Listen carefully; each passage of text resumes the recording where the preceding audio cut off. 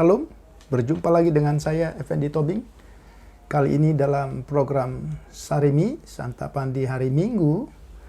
Pada minggu pagi ini kita akan bersama-sama membaca dan merenungkan kebenaran firman Tuhan. Sebelumnya mari kita tunduk kepala dan kita berdoa. Kami bersyukur berterima kasih kepada Tuhan karena hari ini kami masih dapat kesempatan untuk membaca dan merenungkan kebenaran firman-Mu. Kami tahu hari ini menjadi hari peristirahatan di mana Tuhan mencurahkan berkat-berkat-Nya atas hidup kami dan kami boleh memuliakan Dikau. Kami berdoa supaya kebenaran firman Tuhan yang akan kami baca, kami renungkan bersama, boleh menjadi kekuatan bahkan yang mempersiapkan kami untuk menghadapi setiap atau segala kemungkinan yang bisa saja terjadi. Karena hari-hari yang kami masuki bukanlah hari-hari yang semakin baik, tetapi hari-hari yang semakin penuh dengan tantangan. Tetapi kami bersyukur karena di dalam hari-hari ini kami masih dapat kesempatan untuk membaca dan merenungkan kebenaran firman-Mu. Mari Tuhan, urapi kami semua dengan Roh Kudus-Mu. Berkati kami, berbicaralah kepada kami, karena kami siap mendengar. Dalam nama Yesus Kristus kami berdoa dan mengucap syukur. Amin. Saudara, hari ini bagian firman Tuhan yang akan kita pelajari bersama dalam santapan di hari Minggu ini, kita akan melihat di dalam pasal yang ke-9 kitab Amos. Pasal 9 dari kitab Amos, dari ayat yang pertama sampai dengan ayat yang ke-6. Namun saya hanya akan membaca dari pasal 9 ayat 1 saja. Dan kita akan bersama-sama belajar dari kebenaran firman Tuhan ini. Adapun judul perikopnya ialah penglihatan kelima, Tuhan dekat Mesbah. Kulihat Tuhan berdiri dekat mesbah dan Ia berfirman, "Pukullah hulu tiang dengan keras sehingga ambang-ambang bergoncang, dan runtuhkanlah itu ke atas kepala semua orang, dan sisa-sisa mereka akan kubunuh dengan pedang. Tidak seorang pun dari mereka akan dapat melarikan diri, dan tidak seorang pun dari mereka akan dapat meluputkan diri." Kalau kita menyimak pembacaan firman Tuhan dari Amos pasal yang ke-9 ayat yang pertama sampai dengan ayat yang ke-6, secara khusus ayat yang pertama yang saya baca tadi, kita diperhadapkan kepada satu kondisi, satu situasi yang sangat-sangat mengerikan, di mana Tuhan sendiri yang sedang berfirman dan memerintahkan supaya setiap orang yang justru berada di dekat mesbah, di tempat ibadah, itu mengalami penghukuman Tuhan dengan cara yang begitu luar biasa.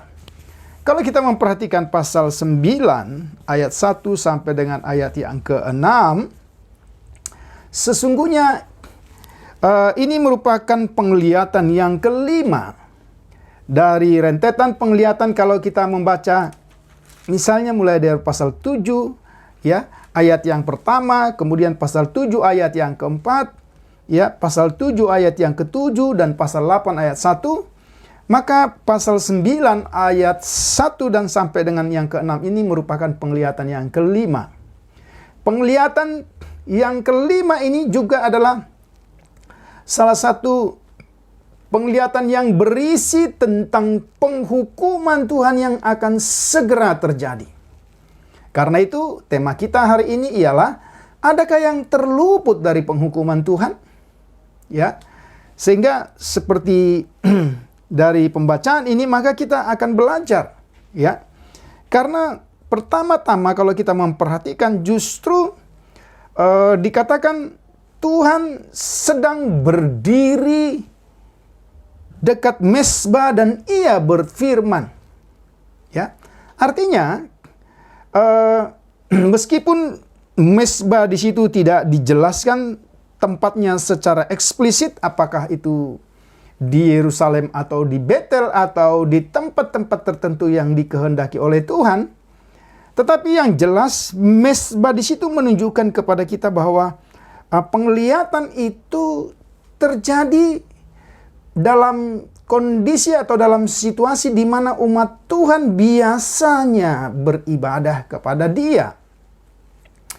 Mezbah atau dalam bahasa asli Alkitab disebut dengan misbeh adalah satu kata yang tidak mungkin dapat dipisahkan dengan zebah atau kurban. Ya. Nah, pertanyaannya sekarang, mengapa Tuhan justru berdiri dekat mezbah? Ya, kalau kita memperhatikan misalnya dalam pelajaran-pelajaran sebelumnya atau dalam konteks perjanjian lama, ketika umat Tuhan berada di dekat mezbah, kemudian Tuhan berada di situ, maka salah satu kemungkinan yang paling besar adalah ketika umat Tuhan itu menerima berkat Tuhan lewat kehadirannya. Ya. Tetapi pertanyaannya, sekali lagi, mengapa Tuhan berdiri dekat mezbah? Apakah untuk menerima kurban dari umatnya yang sedang dipersembahkan? Atau dia ingin berbicara kepada umatnya dan memberi berkat? Ternyata kalau kita lanjutkan pembacaan kita dari ayat yang kedua sampai dengan ayat yang ke-6, jawabannya bukan. Ya. Tetapi justru dari pembacaan tadi jelas, dari dekat mezbah itulah Tuhan berbicara dan kemudian menjelaskan penghukuman yang akan segera dilakukannya. Memang di dalam pembacaan ini tidak ada jelas siapa pribadi yang diperintahkan atau yang menerima firman Tuhan. Tentulah jelas bukan Amos sebagai nabi pada waktu itu. Kemungkinan besar firman Tuhan ini atau perintah ini secara langsung disampaikan oleh Tuhan kepada malaikat-malaikatnya yang berkata, "Pukullah hulu tiang dengan keras sehingga ambang-ambang bergoncang dan runtuhkanlah itu di atas kepala semua orang." Nah, ini sangat jelas sekali. Ya. Nah, justru sekali lagi Allah justru bukan ingin menerima persembahan atau kurban, atau ingin berbicara melalui para imam yang biasanya seperti itu, tetapi justru ia ingin memulai penghukumannya dari tempat di mana biasanya umat Tuhan ya menantikan pendamaian dan berkat. Wah, ini satu hal yang sangat kontradiksi sekali. Ya, di tempat di mana setiap orang mendapat berkat pengampunan dari Tuhan, tetapi kali ini dalam pembacaan kita tadi, justru di situ mereka mendengar pengumuman tentang penghukuman yang akan segera dilakukan oleh Tuhan. Ya, mengapa? Mengapa dari mezbah? Mengapa bukan di tempat lain? Mengapa tidak di kuil-kuil dewa-dewa atau ilah-ilah lain? Mengapa tidak di tempat-tempat yang biasanya bangsa-bangsa berbuat dosa? Karena ternyata sama saja. Ya, kalau kita memperhatikan, kalau kita misalnya baca dalam latar belakang sejarah kitab ini, pada 1 Raja-Raja pasal 12 ayat 28 sampai pasal 13 misalnya, kita menemukan bahwa ternyata mezbah yang tadinya menjadi tempat di mana Allah bertemu dengan umatnya, di mana umatnya menerima pengampunan dosa dengan kurban-kurban yang mereka persembahkan. Ternyata tempat itu sudah tidak lagi berfungsi sebagaimana biasanya. Ya, tempat itu sudah tidak lagi menjadi Bet-El, rumah Tuhan, tetapi sudah menjadi Bet-Awen, yaitu rumah kefasikan. Maka disitulah Tuhan berbicara menyatakan penghukumannya. Kemudian yang berikut, yang kedua, penghukuman Tuhan. Ya, seperti yang saya katakan tadi, pukullah hulu tiang dengan keras. Ya. Jadi yang pertama-tama dihancurkan oleh Tuhan adalah tempat-tempat di mana umat Tuhan pada waktu itu secara harafiah, secara literal selalu melakukan ibadah kepada Allah. Ya.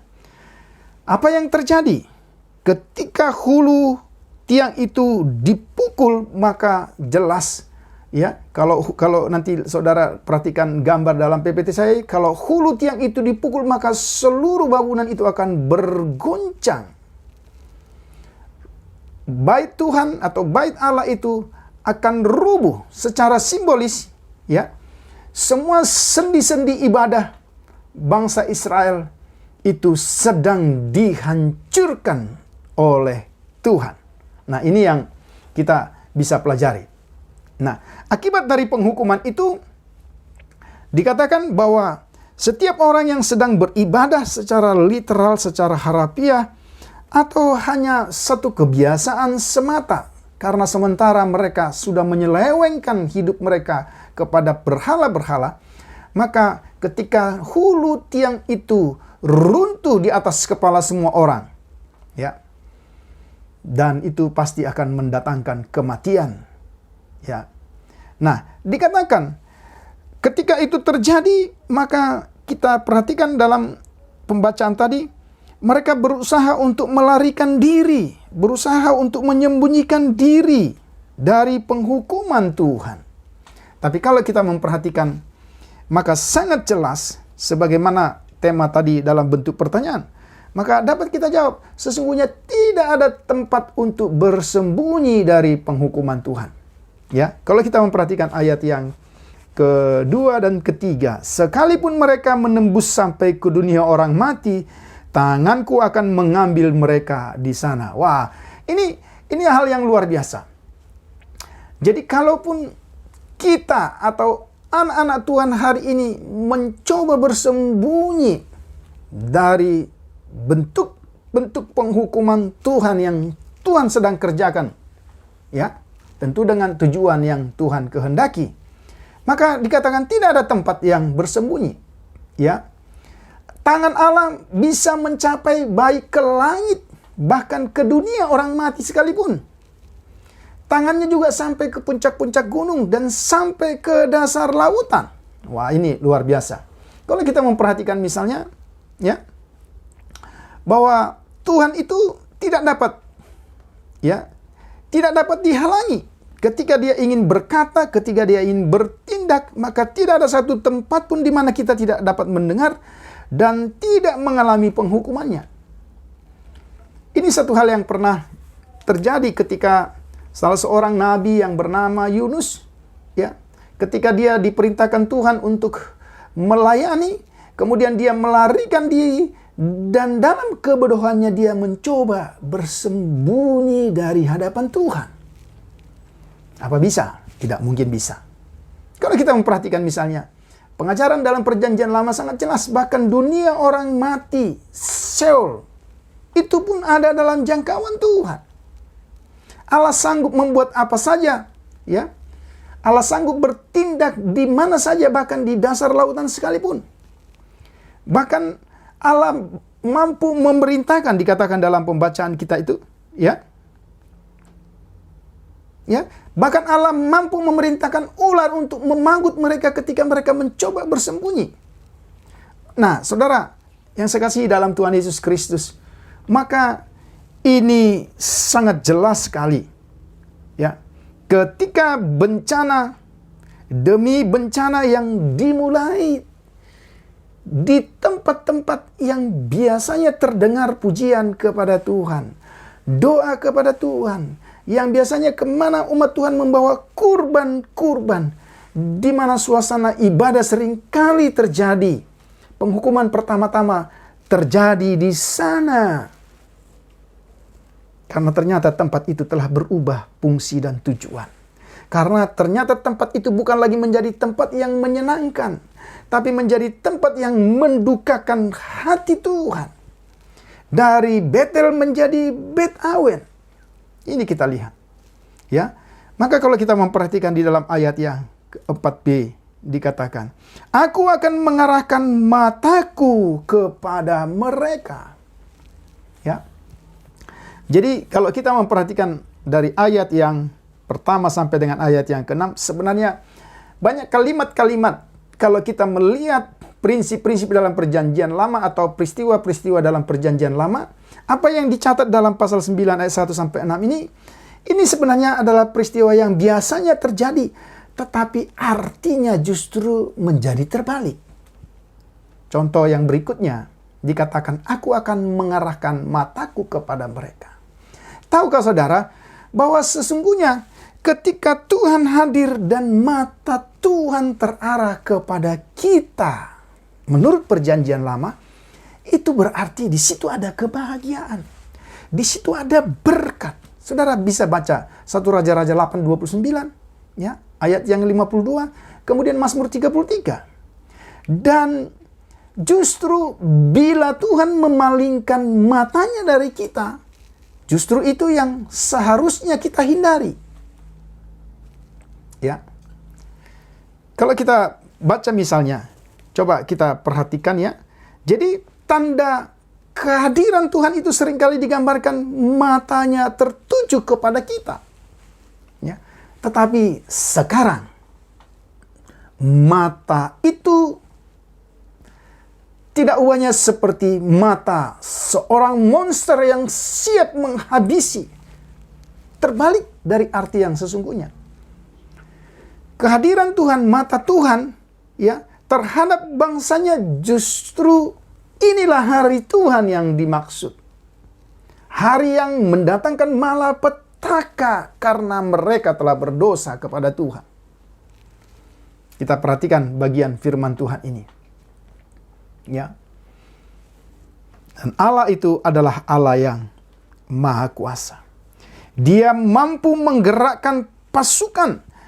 Dipakai istilah di sini pasukan surgawi, atau dalam bahasa aslinya dikatakan Zebaut, ya, untuk melaksanakan perintah-perintahnya, melakukan penghukuman kepada setiap orang yang berdosa. Dan dalam bagian firman Tuhan ini, apa yang terjadi?